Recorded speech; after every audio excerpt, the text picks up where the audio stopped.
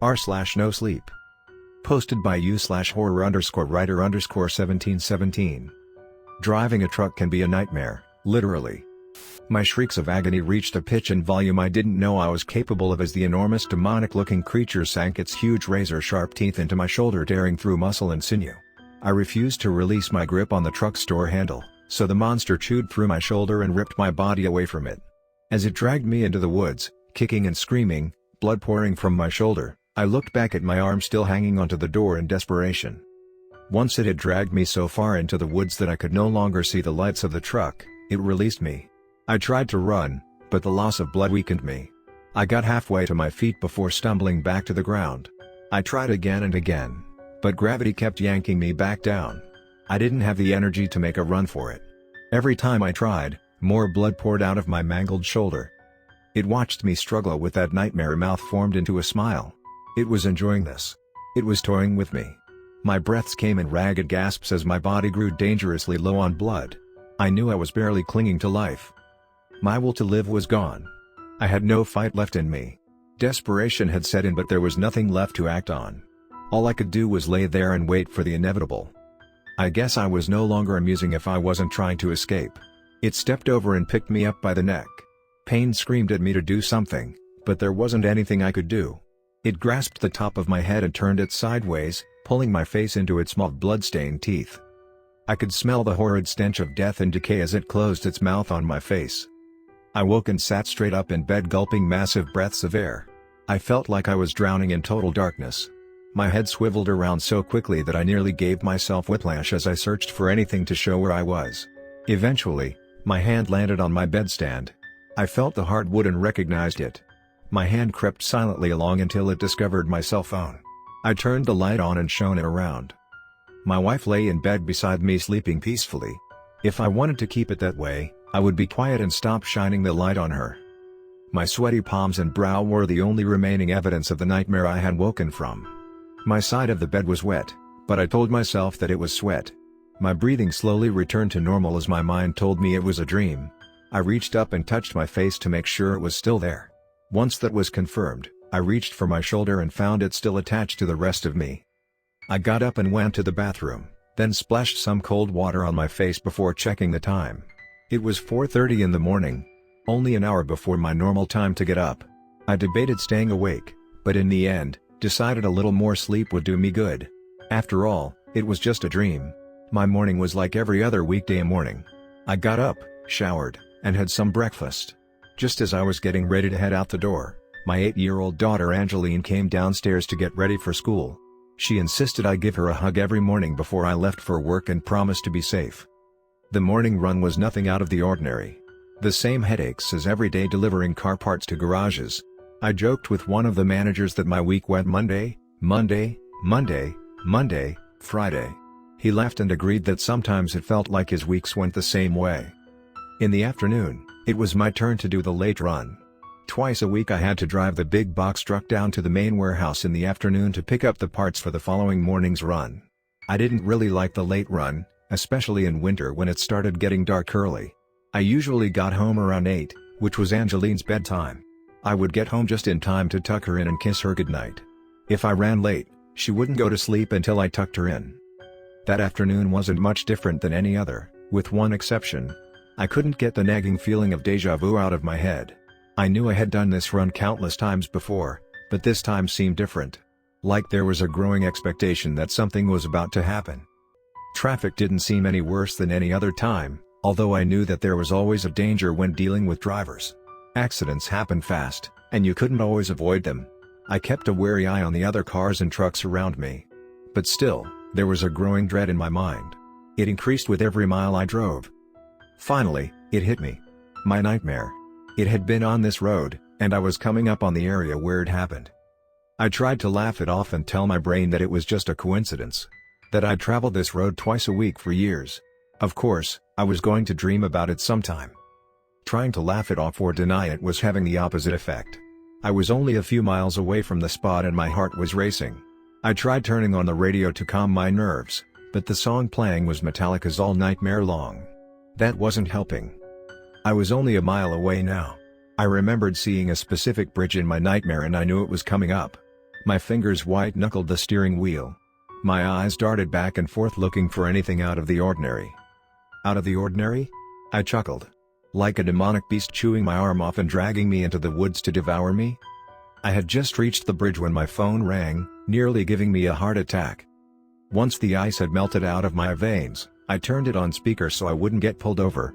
"Hello?" I said. "Daddy?" Angeline said. "What's up, sweetie? Where are you?" "I'm on my way down to the warehouse."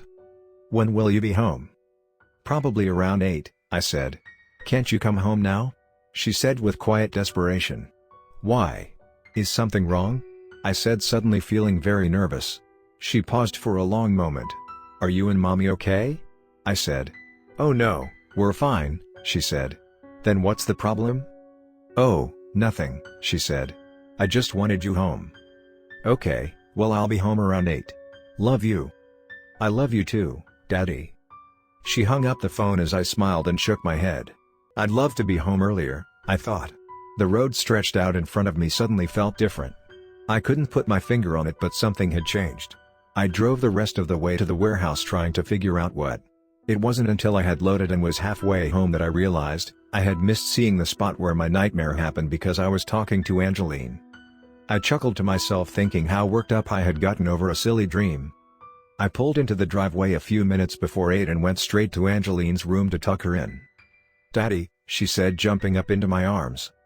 "Whoa, someone's glad to see me," I said, hugging her, then laying her back in bed. "You made it," she said. "Don't I always?" "Did you see him?" she said. "See who?" "Oh. No one," she said. "I love you, Daddy." "I love you too, sweetheart," I said. "Good night." I closed her door feeling more than a little confused.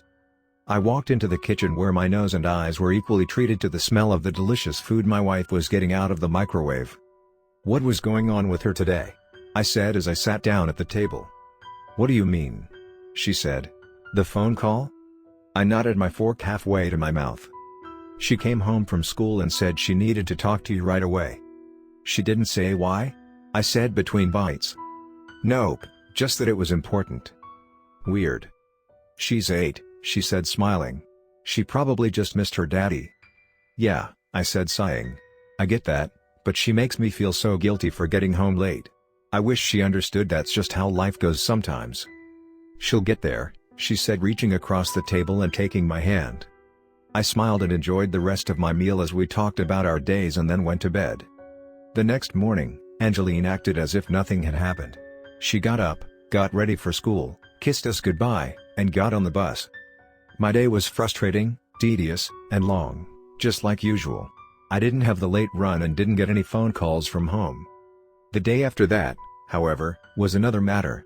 She got out of bed and immediately asked if I had the late run. "Yes, sweetie." "Do you have to do it?" "Yes, sweetie." "Can't someone else?" "No, sweetie." "Please, please, be safe." "I will, sweetie." She was very distracted at breakfast and nearly missed the bus. She kept staring at me.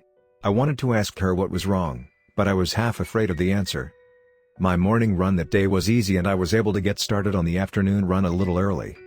I'd love to surprise the family by arriving home early, I thought, smiling. My smile evaporated as I approached the bridge. All the terror of the nightmare came rushing back, along with Angeline's cryptic comment about seeing someone. I slowed down a little and once again my eyes were on swivels. I searched the trees along the side of the road as they rapidly passed by. I was about to shake off my feelings as stupid when my eyes locked on something and my blood froze. In the trees, I saw a set of eyes. My mind tried to write it off as a deer, but there were a few problems with that. The deer would have had to be 7 feet tall, or standing on its hind legs on the second rung of a ladder. Since I didn't believe either of those things was probable, I had to go with the last option. There was a giant creature standing in the trees, staring at me. All of this processed through my mind in a flash as I drove past. I saw it step out of the trees just before I passed it and bend down as if ready to spring out in front of me. But there was a car right behind me, so it dove back into the cover of the trees. I shook myself mentally as though waking from a dream. That couldn't have been real, I told myself, wishing I believed it. The rest of my trip down, Including loading the truck seemed like some surreal vision. It was like I was floating through a daydream. The trip back made me nervous as I approached the bridge, but I realized I was on the other side of a divided highway. There was a lot of open area between the lanes going north and the lanes going south. Regardless, I kept my eyes trained on the other side of the highway when I came near the bridge. I didn't know if it was my imagination or if I had really seen eyes watching me from the other side.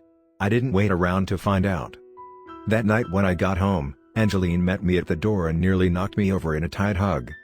"You made it," she said, squeezing me so tight I could barely breathe. I carried her inside and put her to bed. "Okay, Angeline, what's going on?" I said. "You're home safe," she said. "That's all that's important." "What do you mean?" I said. "Has someone been telling you I'm in danger?" She lowered her eyes. "Yes." "Who?" She looked up and locked eyes with me. "You saw him tonight." I stood and backed away without realizing I had. "What do you mean?" I said. "Saw who?" "You know. He watched you. He tried to get you but he couldn't because of the other car." I dropped to my knees beside her bed. "How did you know that?" I whispered. She reached down and touched my cheek. "I saw it in my dream." I sat there silent, in shock for a long time. "Daddy?" Angeline said. I looked at her. "Can you turn off the light now? I'd like to go to sleep." Automatically, I stood, kissed her forehead, and stepped out of the room, turning off the light as I went. I went out and collapsed into a kitchen chair. "What's wrong?" My wife said. "You look like you've seen a ghost." My eyes locked on hers. For a long moment, I didn't understand what she had said. "Are you okay?" she said, sitting beside me and putting her hand gently on my shoulder. Finally, I roused myself out of my stupor. "I'm sorry," I said. "I'm fine, just Angeline being concerned about me again." "Where do you think that's coming from?" "I don't know, but she really is worried about you," she said. When she got home she said she was tired and wanted to take a nap. A short time after she laid down I could hear her yelling in her room. I ran to her and she was asleep, but screaming, "No, he's my daddy and you can't have him." I tried not to turn white as a sheet. Instead, I chuckled. "Kids, where do they come up with this stuff?" I said with a smile. "She loves you," she said. "You're her daddy and she doesn't want to see anything happen to you, so she gets herself all worked up." "You're right," I said, smiling. I kissed her, then ate my supper. After I was done eating we went to bed and kissed her some more. The next day once again was like nothing happened. It wasn't until the following Tuesday, the day I would have to take the evening run, that Angeline was beside herself in the morning. "Please don't go today," she begged me. "I have to go to work," I said. "You can." I saw the desperation in her eyes. It frightened me beyond anything. I fought to hide my fear. "Okay, honey," I said. "I haven't called off in a while. I'll take today off." I saw the weight lift from her eyes as she yelled, "Yay!" Then she hugged me tightly and ran out the door to catch the bus. "Are you really taking the day off?" my wife said. "Are you complaining?" I said. "Not in the least," she said. "How about a movie?" "Sounds good. I don't remember the last time we watched a movie together." Of course, my boss wasn't happy. He told me that if I was faking I'd better update my resume. That was one of the best days I'd had in a long time. The next few days were awesome as well. It wasn't until the following Tuesday that the wheels came off. "You can't go," Angeline squealed as I headed for the door. "I have to, honey," I said, trying to calm her. "If I don't, they'll fire me." "Daddy, please, don't go," she said, grabbing my leg and holding on for dear life. "I'm sorry, I took the other day off. If I don't work, we don't eat." I pulled her off my leg and handed her to my wife as I started out the door. "Calm down, sweetie," she said, holding her tightly as she struggled to get to me. "You don't understand, he's waiting for you." I stopped and turned back to her. "Who's waiting?" my wife said. I stared into Angeline's hopeful eyes. "No one," I said. I have no idea what she's talking about. Must be her imagination going off the rails again. Her eyes met mine and betrayal leaked out and down her cheeks. I turned away to keep my heart from breaking. "Daddy!" she screamed. I got in my car and drove away, drying my eyes on my sleeve.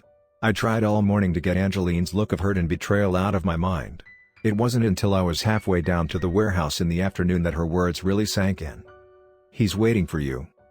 My veins turned to ice. I was hurtling toward my doom as I got closer to the bridge. Did I really believe there was a monster waiting for me? Or was this pure coincidence force-feeding me my daughter's paranoia? My truck was devouring miles faster than I wanted, forcing me into a decision. Should I pull over? If this thing is waiting for me, would it even matter? I couldn't live the rest of my life hiding from fears that weren't even mine. I kept moving, the bridge nearly in sight. I tensed up as I passed under the bridge and past the spot I had dreamed about. I sighed, chuckling at my own foolishness. I was still chuckling when the thing from my nightmare stepped out on the road in front of my truck. Disbelief and terror flooded my eyes as this apparition stood in my way, daring me to hit it. I stood on the brakes and tried to swerve, but it was no use. My truck smashed into the massive monster and came to a screeching halt as it slid sideways on the gravel on the berm and off the side of the road. I sat there, blinded by the airbag, waiting for it to collapse as I peeled my fingers off the steering wheel and unbuckled my seatbelt. I slowly opened the door and stepped out of the truck. The darkness was punctuated by the headlights of passing cars. I stepped around to the front still in a daze and looked at the destroyed passenger side of the truck. As I marveled at the destruction, I remembered what I had hit. I turned to get back in my truck but my way was blocked by the huge demon-looking creature staring down at me. My nightmare came rushing back to me with stunning vividness as the front of my pants suddenly became wet and a yellow river ran down the inside of my pants.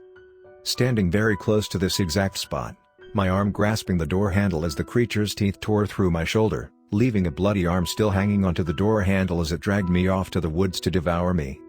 I stood there remembering my nightmare as if it had already happened and realized it was about to happen. The creature took a step towards me and I took a step back around the corner of the truck. The only plan my petrified mind could conjure was to keep the truck between me and the creature.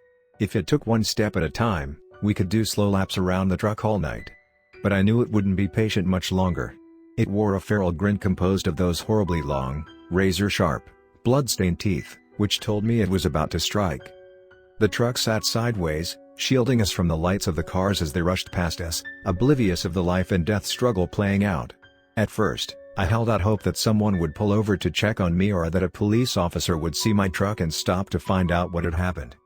I saw the creature tensing up to spring at me and I realized I didn't have time to wait for any law enforcement or good Samaritans. In fact, I had no time at all. I gripped the door handle and waited for death. I wished I had listened to Angeline and not gone to work. I wished I was home with my wife and daughter. I wished I didn't know that a creature like this existed. There was only one thing left to do. I closed my eyes and mentally said goodbye to my loved ones. Just as it was about to launch itself at me, I pushed off from the door handle and ran straight into traffic. The last thing I remember was a horn honking and then pain before the darkness took me. I woke to a white room and machines beeping. Most of my body was wrapped in a cast and there were ropes hanging from a metal frame that held my arms and legs up. I was in and out of consciousness but caught snatches of conversations. Multiple bones broken. Hip replaced. Lucky to be alive. Eventually, a policeman did come to talk to me.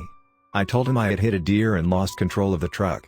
I said I had become disoriented by the airbag hitting me in the face and that's why I stumbled into traffic. He told me that the first car to hit me bounced me up in the air and then I rolled off the roof of the next two cars before landing on the road. He said I was lucky that the cars had managed to stop when they did, or the next car was about to run over my head. I told him I felt lucky to be alive. The next day my wife and daughter came to visit. Angeline was so happy to see me that she grabbed me in a big hug, sending pain shooting through me. My wife pulled her off of me and explained how much I was hurting. I asked my wife if she would get the nurse to bring me some pain meds. Once she was out of the room, Angeline lowered her voice and asked the question I knew she was dying to ask. "Did you see him?" I closed my eyes and struggled with what to tell her. Do I let her continue to believe in this creature or do I lie to put her mind at ease? I looked into those expectant eyes and told her what I thought was best. "No, honey, I just had a little accident, that's all." Her look fell from anticipation to disappointment. "I understand," was all she said before my wife came back in the room followed by the nurse. 6 months later I'm walking again. The doctors say I might be able to drive again soon. My wife got a job that pays the bills and puts food on the table. I'm looking forward to working again and helping out. I'll never drive a truck again. I'll never drive on that stretch of road again. I find myself questioning if it was real or not. Was there really a demonic creature bent on dining on my entrails, or did I just hit a deer and stumble into traffic? I don't know. My mind seems to be trying to protect me the same way I was protecting Angeline. Angeline hasn't had any nightmares recently and neither have I honestly. I hope I never have another dream. It isn't worth the risk of seeing that thing ever again.